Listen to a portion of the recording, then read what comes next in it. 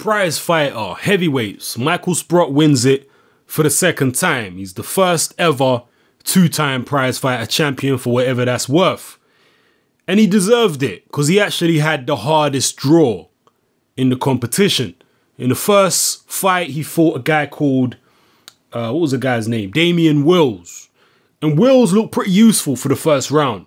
He looked pretty useful. He was very, very crafty with his left hook. He was landing nice left hook. He was a big guy. He wasn't in the best of shape, but he was a big, tall guy, American guy. You know, he had nice technique, but it seems like he only had one round in him. You know, he only had one round in him. He didn't have the stamina to keep going for 3 rounds. You know, pretty shocking. But there it is. So the first round, he managed to boss it, and he looked like he looked dangerous in the first round. Literally, when I was watching it, I thought this guy might win the competition when I saw him in the first round, because the guy must have been, I don't know, 6'4", 6'5", good jab, good left hook, decent right hand. He looked alright in there. But yeah, he ran out of gas, ran out of ideas, and Michael Sprott took the second and third round and won that fight. And in the next fight, he fought Brian Minto, and I've seen Minto before. He's always a game fighter, comes forward, he's aggressive, and he does actually have a fairly decent punch on him. But Sprott survived some pretty rough moments. I believe it was the second round. He won the first round with his jab, and he had to come through some pretty rough moments in the second round where Minto had him pinned up against the ropes, and he was landing some good shots on Sprott. And Sprott literally, I wasn't sure if he was hurt or not, but he managed to survive that situation, and he won the third round again with his jab. Then in the final, he fought Jason Gavin. And Jason Gavin was like, he provided the entertainment for the evening. You know, he beat James Toney in the semi-final, which I think he deserved. Other people think that James Toney was robbed, but I just think I don't really agree with that. I think people are being, you know, they're showing a bit too much favoritism towards Toney, and they were too much in awe of Toney's reputation. Because James Toney was one of my favorite fighters back in the day. When I was a young amateur coming up, I used to try and copy a lot of the things that James Toney did in the ring. You know, I love the way James Toney used to fight. But at this stage of his career, he's way over the hill, 45 years old.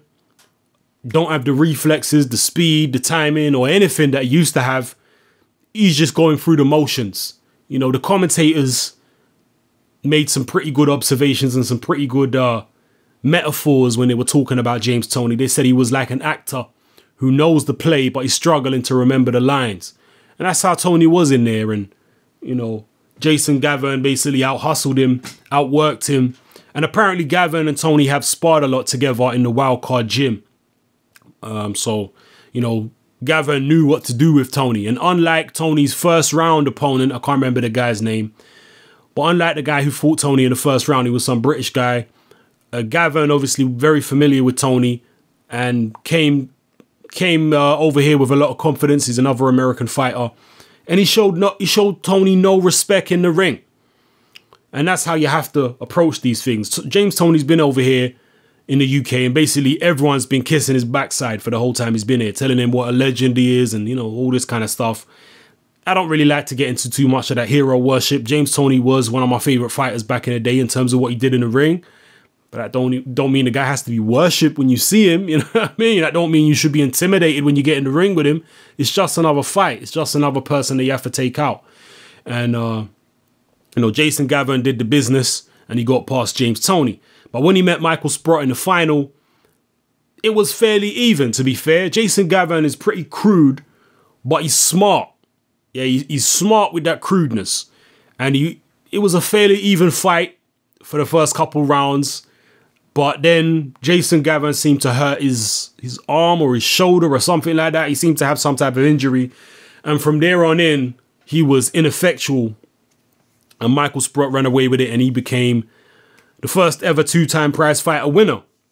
Now I have to big up David Price, who was at ringside, you know, doing his job as a pundit for Sky TV. And I've watched David Price work on Sky and also Box Nation over the past couple years as a boxing pundit. And to be honest with you, he's one of the best pundits, or he's one of the best, he's one of the best pundits I've seen, because his predictions, I've never seen him get a prediction wrong so far, David Price. He might even be, and this is no disrespect to him, but he might even be a better pundit than he is a fighter. Because, like I say, man, I've never seen this guy get a prediction wrong, and he's made quite a few predictions. And it's not just that he picks the right fighter to win. He also picks the right outcome in terms of whether it's going to be on points or a KO or how the fight is going to go. So David Price, man, he's good at picking fights. He should he should start a YouTube channel. He put us all out of business. You know? So yeah, he got it right again, because David Price picked Michael Sprott from before the tournament started. And it's hard to pick a winner in Prizefighter. It's hard to pick a winner because you never know what, you know, each fight is going to take out of any fighter. You never know if someone's going to get injured. You just never know how it's going to go. It's very difficult to predict Prizefighter a lot of the time because, you know, it's a rough and tumble competition, and these fighters only have 3 rounds to get it done. So it's difficult to predict, but David Price was very sure from the outset that Michael Sprott was going to win the competition again. So big up David Price, man. You know, he's good at predicting these fights. No question about it. I've yet to see him get a prediction wrong. So yeah, Sprott wins. I don't know where he can go from here. Michael Sprott is, to me, he's one of the most skillful heavyweight journeymen out there. He's one of the most talented heavyweight journeymen out there. And he is a journeyman. He's got a hell of a lot of losses. He's been around. He's sparred with everyone. And Michael Sprott's always had good, sound fundamentals. You know, he's got good hand speed for a heavyweight. He's got a good jab. Good, solid fundamentals. But for some reason, his career never took off. He never got past that European level. And even in the European fight where he fought Audley Harrison, he got knocked out.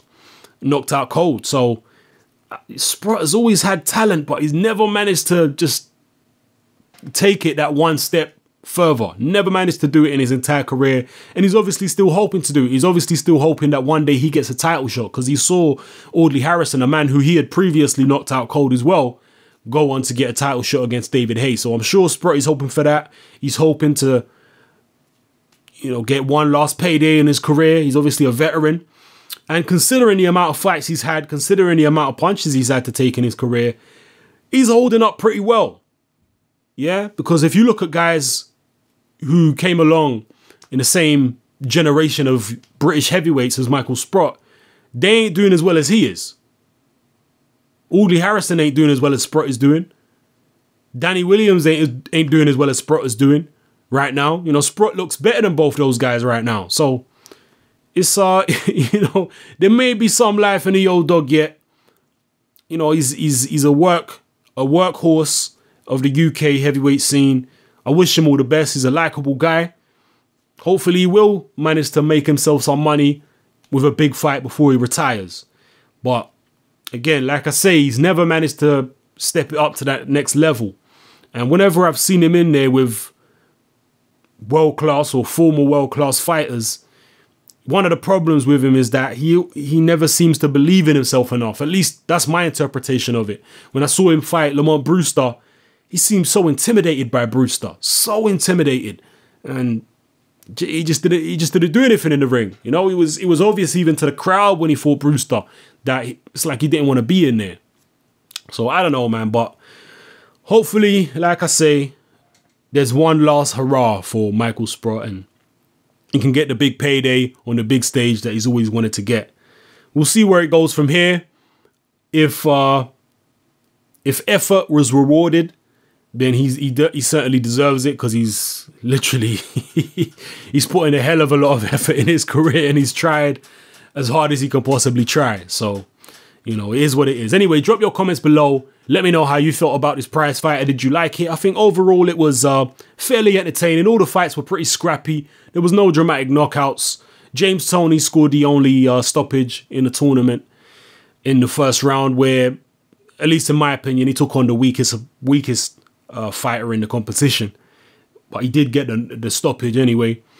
But, you know, the fights were okay. There was nothing spectacular. It was a decent night of entertainment. And obviously, I've done my Anthony Joshua post-fight video telling you guys how I felt he performed. So yeah, drop your comments below. Let me know how you felt about this night of boxing.